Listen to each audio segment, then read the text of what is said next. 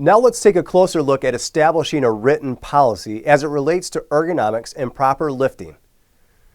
You know, there are all kinds of templates available for any business owner who wants to make sure that they're following the latest OSHA guidelines when establishing a written policy for any safety program, let alone for ergonomics or proper lifting and handling of persons. However, if you are a little bit behind the gun and you've got to make a written policy, there's a very simple way to at least get a good faith policy written out so that your employees have something to follow while you're establishing a more formal written policy.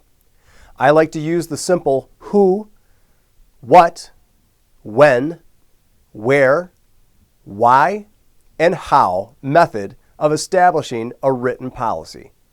Let's break those down, for example. The who. Who does this policy apply to?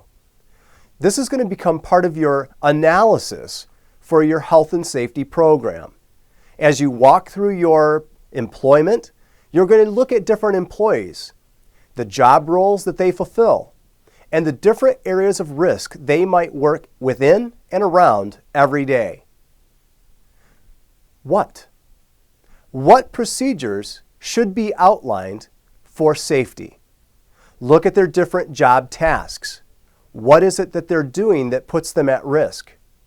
What tools might they be more apt to use that would protect them from a musculoskeletal disorder?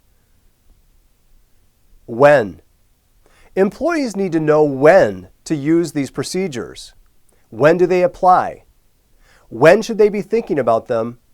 And when should they get training? Where? Where do they apply? Do they apply only at work? Do they apply on outings? Do they apply in a van when shuttling persons to and fro? Why? Why might be the biggest question in the written policy and sometimes finds a great spot at the very beginning of every written policy. I found that if employees understand why they should be implementing the safety program, they're more apt to follow it more closely.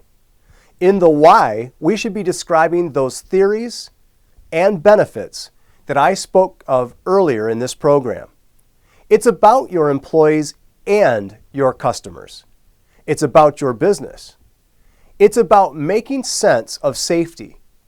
And it's about living safely, working safely, and having a healthy organization. How?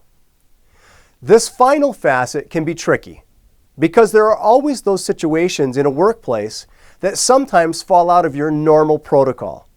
How do I move a patient up in bed when the bed is too big for me to use proper lifting techniques? How do I lift a patient off the floor if we have devices that only go down so far? How do I call for help? How do I analyze new procedures to find out what safety steps should be put in place? How do I contact my employer or my supervisor when I need to go over a policy, report an injury, or report an unsafe practice?